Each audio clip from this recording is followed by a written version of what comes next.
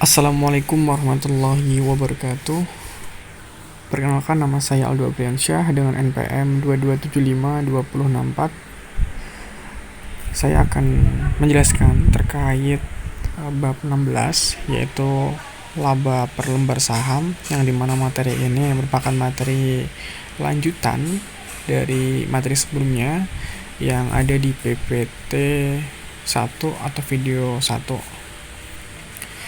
Baik, jadi pada penjelasan kali ini ada beberapa subbab, yaitu ada 2 subbab yang nantinya akan saya bahas pada presentasi kali ini.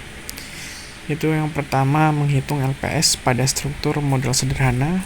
Yang kedua, menghitung LPS struktur modal kompleks. Baik, jadi sebelumnya ini adalah perbandingan LPS atau laba per lembar saham. Jadi kita singkat aja LPS, jadi biar enak untuk penyebutannya. Yaitu LPS sederhana dan LPS yang terdilusi. Jadi di sini ada ini merupakan rumus ya. Jadi EPS itu sendiri earning per share atau ya laba per saham. Jadi EPS sama dengan net income dikurang preferred dividend, kemudian dibagi weighted average share outstanding. Jadi setelah net income kemudian dibagi dengan weighted average, kemudian dikurang dengan impact of convertible, setelah itu dikurang lagi dengan impact of option, warrant, and other dilutive securities. Jadi sebelum kita menentukan IPS atau earning per share, itu ada beberapa hal. Jadi rumusnya ini tadi ya, income dibagi weighted, kemudian dikurang impact of convertible, setelah itu dikurang lagi dengan impact of option. Jadi ketemulah untuk nilai IPS sendiri. Kemudian setelah ini kita akan membahas tentang struktur modal perusahaan ya. Jadi ketika kita telah menentukan EPS sendiri, itu adapun modal perusahaan itu bisa dikatakan sederhana jika hanya ada saham biasa atau tidak ada saham biasa yang berpotensial mengurangi LPS saham biasa gitu. Jadi yang kedua bisa dikatakan kompleks jika sekuritas dapat menimbulkan pengurangan terhadap LPS saham biasa gitu. Jadi bisa dikatakan sederhana itu ketika saham biasa atau bukan saham biasa itu dapat berpotensial untuk mengurangi laba per share laba per lembar saham biasa. Kemudian dikatakan kompleks jika sekuritas itu menimbulkan pengurangan terhadap LPS saham biasa. Kemudian untuk slide selanjutnya, laba per lembar saham pada struktur modal sederhana. Jadi kan pada pembelajaran tadi kita kan membahas tentang menghitung LPS pada modal sederhana dan modal kompleks. Jadi kita masuk ke modal sederhana. Jadi untuk modal sederhana itu sendiri, LPS dihitung dengan membagi laba atau rugi bersih yang tersedia bagi pemegang saham biasa. Dalam artian laba bersih residual dengan jumlah rata-rata tertimbang saham biasa yang beredar dalam satu periode. Jadi untuk rumus daripada LPS dasar itu sendiri, rumusnya laba bersih residual dibagi dengan jumlah rata-rata tertimbang saham biasa. Kemudian untuk struktur dari modal sederhana itu sendiri, yaitu untuk rumusnya juga ini hampir sama ya. Untuk rumusnya ini untuk rata-rata tertimbang saham biasa. Kalau ini laba bersih residual dibagi dengan laba bersih dikurang dividen saham preferen. Kalau ini saham biasa, kalau di sini untuk rumus daripada saham preferen itu sendiri. Kemudian dividen daripada saham preferen itu meliputi jumlah dividen ini dari saham preferen bukan kumulatif yang diumumkan bagi periode bersangkutan. Jadi definisi saham preferen ini meliputi jumlah dividen dari saham preferen yang bukan kumulatif yang diumumkan bagi periode bersangkutan. Kemudian yang kedua, dividen preferen ini kumulatif sehingga diakumulasi untuk setiap periode yang bersangkutan, baik dividen yang sudah atau belum diumumkan. Jadi saham preference ini ketika diumumkan ini meliputi dua hal nih tadi ya. Kemudian perusahaan ini akan mengumumkan dividen untuk saham preference. Jika terjadi kerugian bersih, maka dividen saham preference ditambahkan ke komponen kerugian bersih untuk menghitung kerugian per saham. Jadi ketika saham preference ini diumumkan atau dividennya dibagikan, ketika saat terjadi kerugian bersih, maka dividennya ini atau saham preference ini ditambahkan di bagian komponen kerugian bersih. Jadi untuk menghitung kerugian per sahamnya.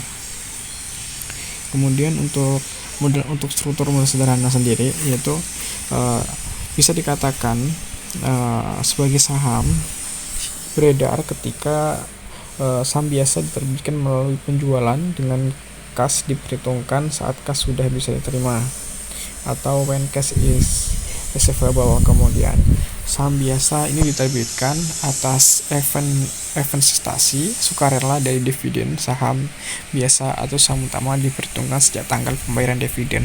Kemudian yang selanjutnya, saham biasa diterbitkan sebagai pengganti bunga atau pokok bagi instrumen keuangan lain yang diperhitungkan sejak tanggal utang yang tidak berbunga atau lagi berbunga gitu.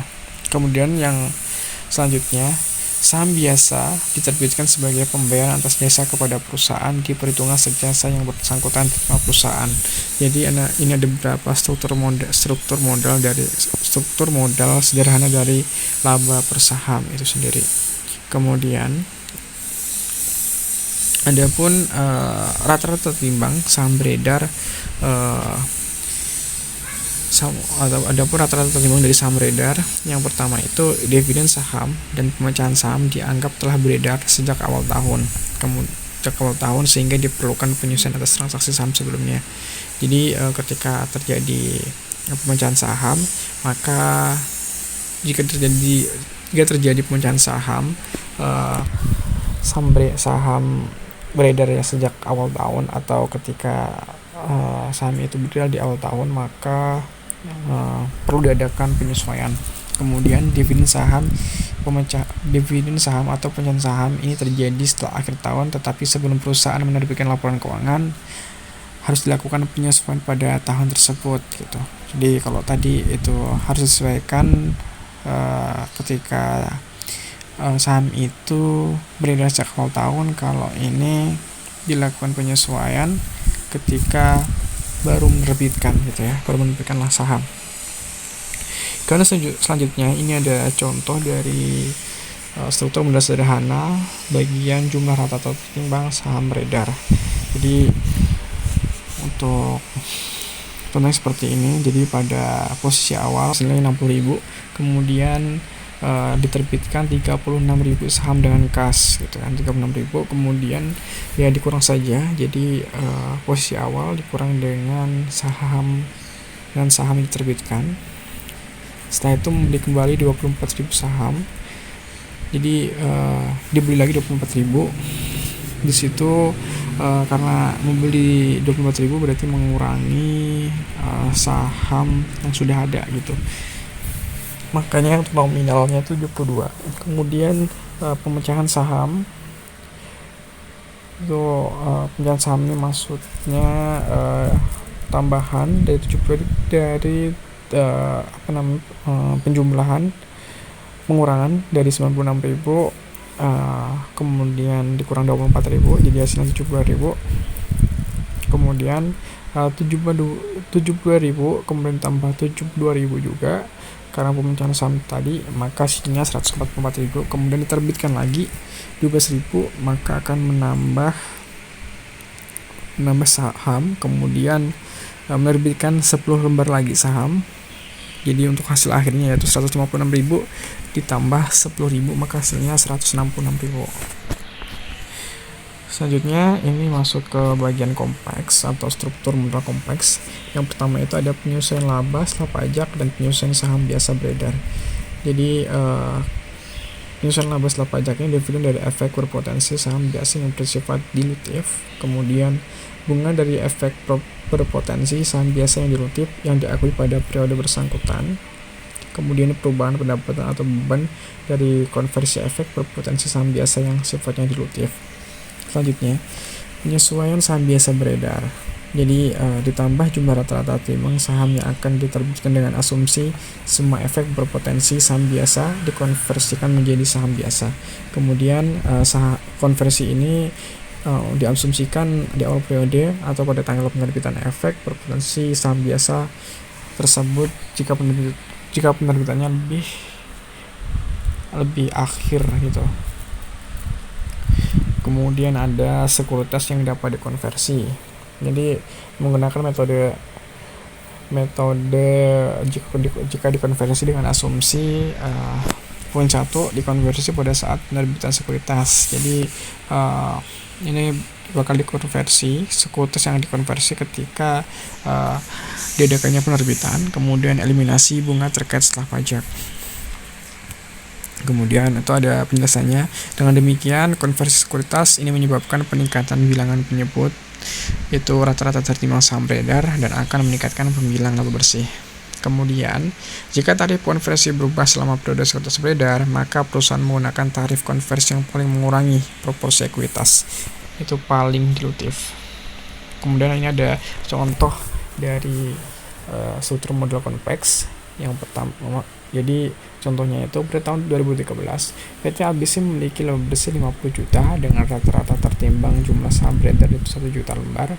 Kemudian perusahaan memiliki 2 obligasi, yaitu kita istilahkan aja A dan B yang dapat dikonversi beredar. Kemudian obligasi A berjumlah 200 lembar dengan total nilai 60 juta dan memiliki bunga 8%. Kemudian obligasi diterbitkan pada awal tahun dan dapat dikonversi menjadi 200.000 lembar saham.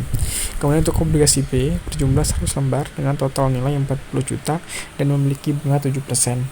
Obligasi ini diterbitkan pada 1 September dan dapat dikonversi menjadi 90.000 lembar saham. Kemudian beban bunga pada tahun 2013 diatribusikan ke komponen liabilitas obligasi, yaitu A sebesar 5 juta dan B sebesar 3 juta dengan tarif pajaknya yaitu 25%. Ini untuk penyelesaiannya. Jadi untuk laba bersih itu 50 juta ya, laba bersih 50 juta. Kemudian untuk penyelesaian beban bunga setelah pajak yaitu obligasi A 5 juta dikali 1,25 ya, 1,25 benar, hasilnya 3.750. Kemudian obligasi B itu 3 juta dikali 4/12. Jadi 4/12 ini karena adanya 4 bulan dalam setahun, karena tadi kan 4 bulan dalam setahun karena diterbitkan pada 1 September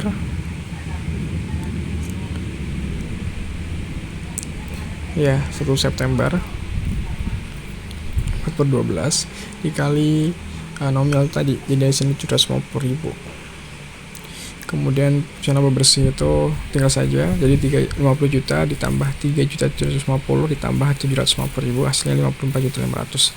Kemudian untuk rata tertimbang saham beredar itu 1 juta untuk rata tertimbangnya. Kemudian saham yang diasumsikan akan diterbitkan yaitu obligasi awal tahun 200.000. Kemudian obligasi B itu tanggal penerbitan yaitu 1 September kan, benar 1 September 4/12 dikali 90 juta, 90.000. Jadi untuk penyusunan laba bersihnya itu tinggal dijumlahkan saja. Kemudian untuk laba persahamnya yaitu LPS dasar yaitu 50 juta per 1 juta hasilnya 50. Kemudian untuk LPS tertulisnya yaitu 54,5 juta dibagi 1,23 juta hasilnya 44,31 gitu. Jadi ini untuk hasil daripada LPS tertulis sih. Oke, baik, mungkin itu saja. Demikian penjelasan terkait laba per lembar saham. Apabila dalam penyampaian ada kata-kata yang kurang berkenan atau ada penjelasan yang memang belum tersampaikan, saya mohon maaf. Saya akhiri, wabillahi taufiq wal hidayah. Wassalamualaikum warahmatullahi wabarakatuh.